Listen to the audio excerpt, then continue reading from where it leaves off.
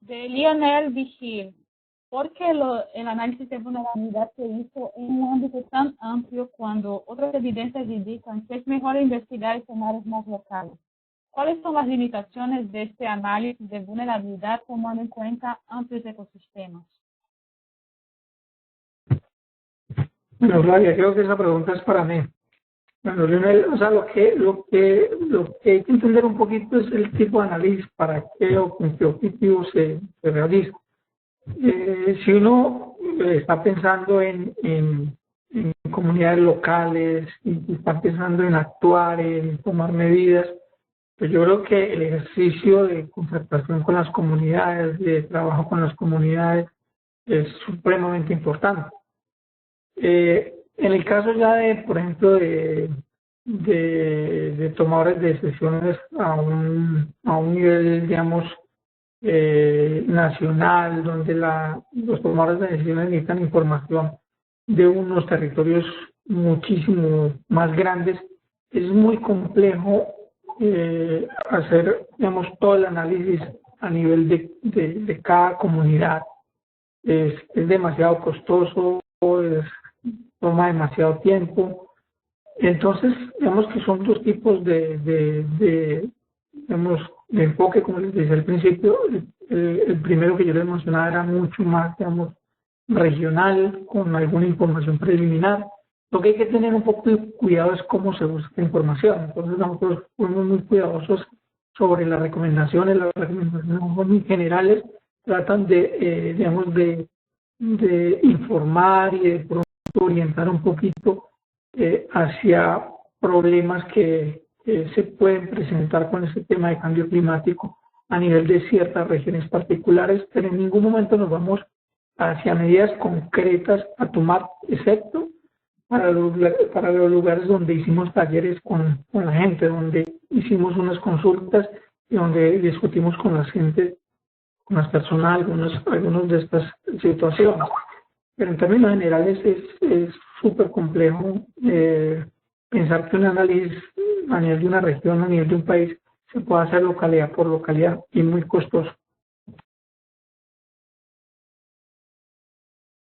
Gracias, Heima. De Silva, ¿qué variables o parámetros sugiere para un adecuado análisis de vulnerabilidad y bajo qué enfoques? Bueno, yo más o menos en una diapositiva traté de hablar un poquito sobre todas las discusiones que hay sobre el tema de vulnerabilidad. Pero así para resumir muy brevemente, yo les decía, depende para quién es ese análisis, depende qué es lo que ese usuario de ese análisis quiere ver y quiere analizar. Entonces, en un caso donde estemos pensando o preocupados por el largo plazo, por el tema de la tendencia en el largo plazo, por el tema de lo que llamamos cambio climático, pues hay que ir con estos escenarios y hay que ver esas variables en el tiempo, muchas variables cómo podrían cambiar. Pero otro caso diferente, pero no, incluso podría ser más importante, es el tema de la variabilidad climática. O sea, es lo que la gente actualmente más percibe. La gente, cuando hablamos de cambio climático, todo el mundo tiene en la cabeza el tema de fenómenos del niño, fenómenos de la niña, que tienen que ver mucho más con el tema de variabilidad climática. Entonces, ese es otro tipo de enfoque, enfocarse hacia cosas que están sucediendo ya, cosas que tienen que ver mucho más con variabilidad climática. Otro es el tema de la escala. Estamos trabajando a nivel de 3 países, estamos trabajando a nivel de una comunidad en particular. Las aproximaciones son totalmente diferentes. Entonces, simplemente como para resumir un poquito, todo depende un poquito dónde queremos trabajar, qué es lo que queremos trabajar y cómo queremos usar ese análisis de vulnerabilidad. Hola, Heima, aquí preguntas de Carmen Diana Rado, María Rojano y Leonid Hinoja. Voy a comentarlas y voy a comentar las tres y de ahí adelantamos un poco para preguntas que fueron enviadas más adelante, que sean de temas de Martina.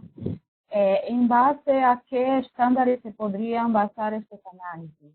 ¿Cuál fue el modelo utilizado para hacer la predicción de cambio climático y qué periodos de tiempo utilizaron?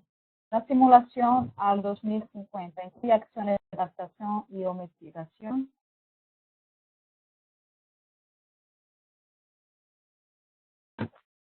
Bueno, yo voy respondiendo, pero de todas maneras, si Martina y Limpieza quieren discutir un poco más cualquiera de estas preguntas, pues bienvenidas. Bueno, o sea, el tema de escenarios de cambio climático, pues hay diferentes modelos que han, digamos, construido estos escenarios a diferentes periodos, para diferentes escenarios también y para diferentes variables. Nosotros lo que hicimos es que no nos pasamos, o sea, no quisimos usar un modelo en particular porque pues hay mucha incertidumbre en torno a lo que cada modelo dice. Básicamente lo que nos inclinamos un poco a usar lo que llamamos el modelo de ensamble, que es como, llamémoslo así, el promedio de todos los modelos. Entonces, básicamente lo que usamos fue un promedio de 24 modelos, tratando de no sesgarnos mucho hacia modelos muy optimistas o modelos muy pesimistas. El tema de los periodos de tiempo, utilizamos 2030 y 2050 para este análisis, pero digamos que actualmente estamos desarrollando muchos análisis, muchos proyectos en diferentes sitios. En algunos casos usamos cada decadal, o sea, 2020, 2030, 2040 hasta 2100. En este caso, simplemente fue 2030 a 2050. La simulación al 2050 incluye acciones de adaptación a mitigación. No, mitigación definitivamente no lo consideramos acá. Acá simplemente utilizamos escenarios de cambio climático a 2050 para analizar los posibles impactos sobre los cultivos, la vulnerabilidad que puede tener la gente y las posibles medidas de adaptación. Ok, voy a adelantar un poquito. Martina, ¿estás ahí? Sí, bueno, sí, estoy aquí, solo que creo que las primeras preguntas eran más relacionadas hacia las otras presentaciones.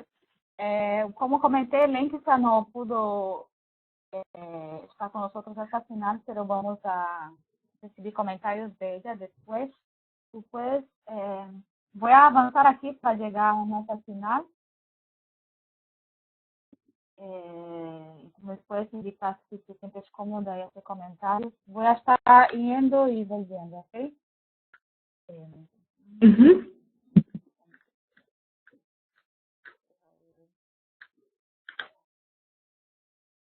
O sea, igual un comentario breve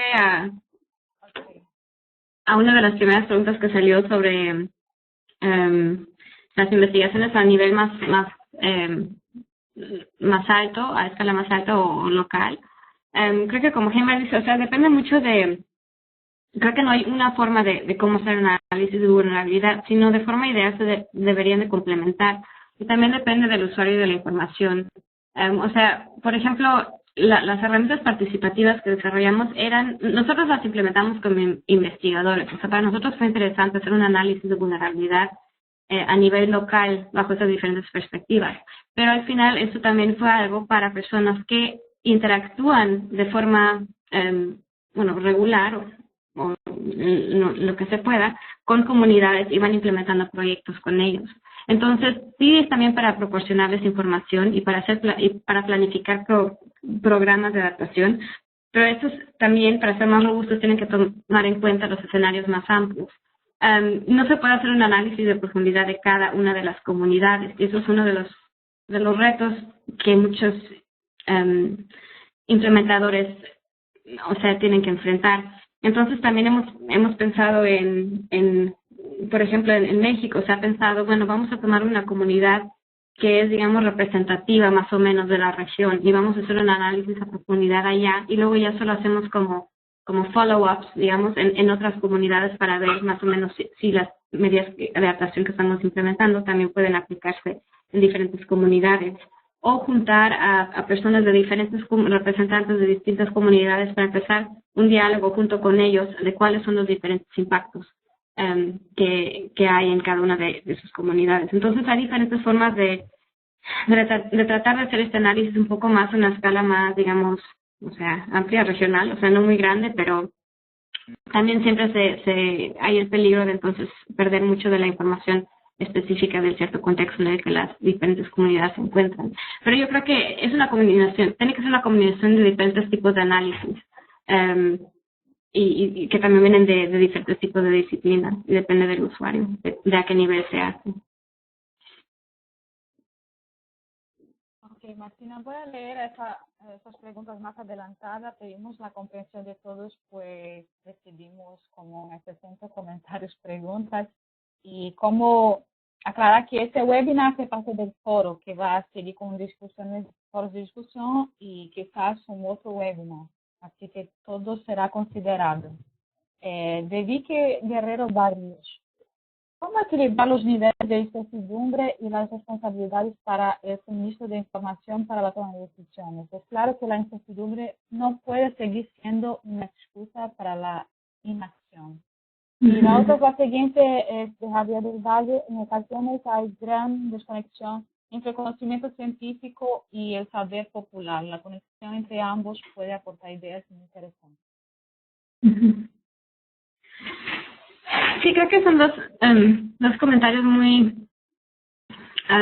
importantes y bueno, también están de alguna forma relacionados. O sea, hay muchas cosas de las que sabemos que ya están ocurriendo y de hecho las mismas comunidades también nos dan mucha información muy detallada de cómo ha cambiado el clima en sus comunidades, cómo ya es más difícil para ellas poder planear, por ejemplo, sus actividades agropecuarias porque ya no pueden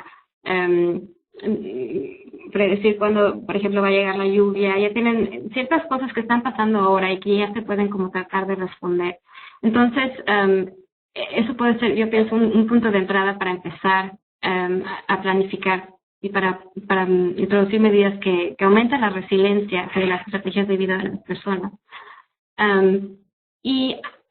O sea, acerca de la desconexión entre conocimientos científicos y el saber popular, es muy interesante porque ahí creo que es donde tiene que entrar el diálogo entre las dos para ver de dónde llegan esas desconexiones. Y en muchos casos también, o sea, a los dos niveles se hacen, se asumen ciertas cosas que al final, digamos, a nivel local no necesariamente están ocurriendo o viceversa, a nivel local se percibe que están pasando ciertas cosas y la causa para eso es algo en específico y luego los conocimientos científicos pueden ayudar a informar a la gente más de cuáles son las causas científicas de un cierto problema. Pero yo creo que lo que también es interesante acá es que no solo la desconexión de conocimiento, sino también, o sea, cuál es la aceptación a nivel local de ciertas medidas de adaptación o por ejemplo, hay muchos programas donde se quieren introducir ciertos tipos de cultivos que se supone son más resistentes a algún tipo de fenómeno climático, pero al final hay muchas razones locales por las que ese cultivo nunca se va a usar, que tienen que ver con cuestiones económicas, tal vez no hay un mercado, que tienen que ver con cosas culturales, tal vez no se consume ese tipo de cultivo en esa región, que al final van a llevar a que una cierta intervención no sea exitosa. Entonces, hay que analizar bien cuáles son las desconexiones entre los diferentes tipos de conocimiento y empezar un diálogo sobre eso y cuáles son las razones por esa desconexión. Claudia. Sí, Guerrera, Heimas, Sí, solo para agregar algo más a lo de Martina. Sobre el comentario de Vicky, yo creo que estoy muy de acuerdo. Yo creo que se está volviendo una excusa el tema de la incertidumbre. Y este tema yo creo que viene muy propiciado por nosotros los investigadores y los que trabajamos en estos temas, creo que por varias razones. Una, yo creo que el egocentrismo, la pelea entre investigadores y gente que trabaja en esto, en posicionar una metodología y digamos, tratar de que la metodología que algún grupo diseñó sea mejor que otra, y yo creo que eso crea tensiones entre los diferentes equipos, personas que trabajan en estos temas, y eso los tomadores de decisiones o la gente que usa esta información lo percibe. Entonces también como que crea cierta, digamos,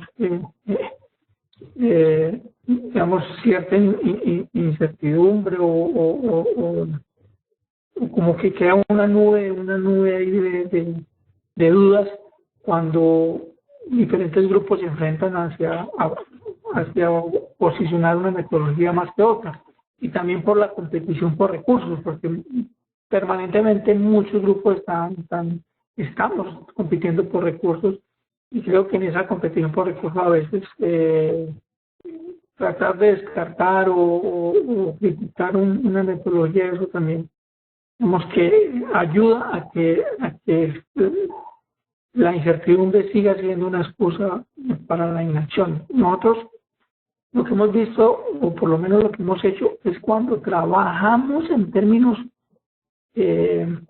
agroclimáticos, o sea, cuando trabajamos en términos de rangos, de efectos de clima sobre los cultivos, no sobre valores, digamos, propiamente dichos, sino rangos de efectos encima de los cultivos. También vemos que esas proyecciones de cambio climático no son, esa incertidumbre tampoco es tan grande como se quiere hacer ver. O sea, estamos hablando de modelos que hablan de 2 grados y otros modelos que hablan de 2.8 grados, 3 grados, que en esos rangos se mueve la mayoría de los modelos, y entre 2 y 2.8 grados, el tema desde el punto de vista agroclimático, la incertidumbre tampoco está grande. Entonces yo creo que los que trabajamos en este tema de cambio climático, análisis de vulnerabilidad, pues somos conscientes y tenemos que dejar un espacio para la discusión, pero no podemos, generar o alimentar a los que toman decisiones para que no actúen en función de una incertidumbre que realmente, digamos, puede que existan, pero que realmente tenemos que tomar decisiones en ese mar de incertidumbres que existe.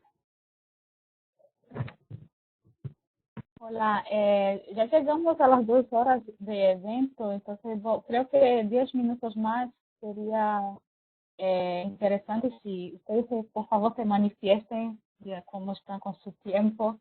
Voy a pasar unas preguntas más y recordar que todos los comentarios y preguntas van a ser considerados y van a ser trabajados de la mejor forma posible para diseminarlo ampliamente y comentarlos.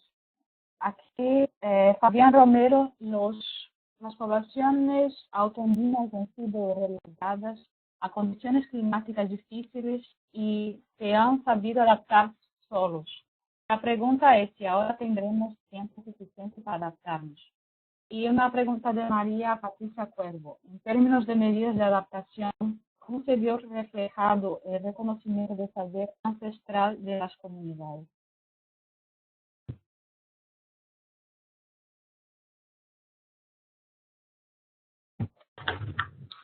¿Hello?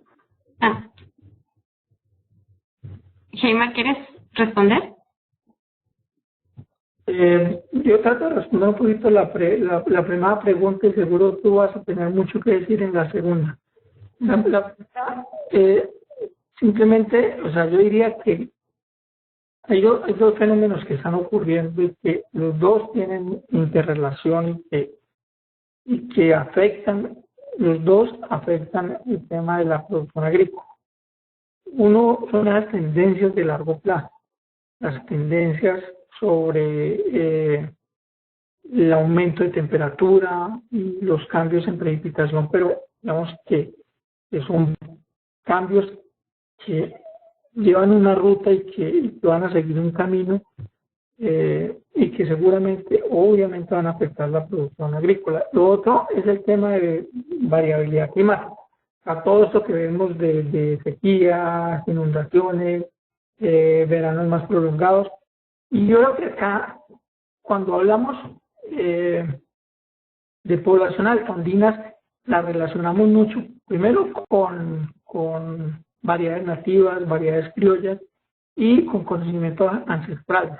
Acá hay una cosa que me gustaría pues, decir para que reflexionemos, y es que tenemos la idea de que muchas de estas variedades nativas criollas y muchas de estas prácticas ancestrales responden mejor o son más resilientes hacia todos estos fenómenos de variabilidad climática. Yo creo que la mayoría podríamos estar de acuerdo con esa afirmación y seguramente es cierto, porque toda esa riqueza genética de alguna forma ayuda digamos, a que parte de esas cosechas superen todos esos fenómenos climáticos que pueden presentar. Pero yo los quiero invitar a pensar en términos de cambio climático, en términos de tendencia. Creemos y estamos seguros que toda esa variabilidad, digamos, esa riqueza genética de papa, maíz, frijol, de lo que estamos hablando, va a ser capaz, digamos, de resistir o tener esa resiliencia tan grande ante un fenómeno como el aumento de temperatura entre 2 y 3 grados centígrados. Esas son cosas que deberíamos discutir y que debemos pensar. O sea, una cosa es que tengamos una riqueza genética que sea muy resiliente a fenómenos de variabilidad climática, y otra cosa es tener un cultivo y que esa riqueza genética de ese cultivo sea capaz de tolerar umbrales por encima de los que ya sabemos que la especie digamos, resiste o tolera. Entonces hay que tener un poquito de cuidado con entender los desafíos que imponen los dos fenómenos que, como digo, van a estar muy interrelacionados cada vez más. Martina, por favor, ¿quiere comentar algo? Sí, algo para complementar lo que Gemma comentó sobre el saber ancestral de las comunidades. O sea, en muchas comunidades hay como, bueno, las personas que son expertos, ¿no? Que todavía tienen todo el conocimiento ancestral de cómo pronosticar el cambio climático, no sé, todo el conocimiento sobre los recursos naturales, sobre qué tipo de cultivos son resistentes en ciertas situaciones climáticas. Obviamente estos ya están llegando también a un límite porque las señales que estas personas usaban para poder pronosticar lo que va a pasar están cambiando mucho, y ahí es una oportunidad importante para crear también alianzas entre los diferentes tipos de saber y conocimiento. Hay ejemplos muy interesantes de por ejemplo, en un contexto africano, donde se usan los grupos tradicionales que pronostican el clima como mensajeros para luego conectar con la comunidad y informarles sobre ciertos tipos de fenómenos que están pasando, que ayudarles a pasar información sobre climática, de comunicar mensajes de qué tipo de prácticas se pueden hacer basadas en sus conocimientos tradicionales, pero también complementadas con otro tipo de información. Y otra cosa que vemos es, también hay mucho conocimiento ancestral que ya nos está pasando, que sigue siendo muy válido. O sea, hay en muchas comunidades tienes a un agricultor que tiene prácticas muy innovadoras de adaptarse, pero que muchas veces no se transmite este conocimiento dentro de la comunidad por diferentes razones. Y eso es un punto de entrada muy importante, yo siento, también para organizaciones, para aprovechar ese recurso y ver cómo se puede fortalecer. Y al final, o sea, algo que también quería mencionar es este tipo de investigaciones junto con la comunidad, aunque se necesitan invertir más recursos al principio, al final puede llevar a medidas que son mucho menos costosas que otro tipo de medidas, porque están usando los recursos locales, como por ejemplo el conocimiento tradicional, para así comunicar ciertas medidas de adaptación dentro de la comunidad y también usar a la misma gente que está ahí y los mismos conocimientos para poder adaptarse de una manera más inmediata y ojalá también más efectiva porque está contextualizada mejor. Bueno, estamos a 2 horas y 4 de evento. Creo que ya por la agenda propuesta ya llegamos al límite. Fue muy interesante y muy animador. Nosotros de la organización de este tipo de actividad de intercambio de conocimientos nos quedamos muy animados con la interacción y resaltamos que todo esa información, comentarios, preguntas enviadas van a ser muy bien aprovechadas y ya estaremos en contacto con ustedes. Y pregunto si Heima y Martina les gustaría dar un mensaje final para cerrar el evento.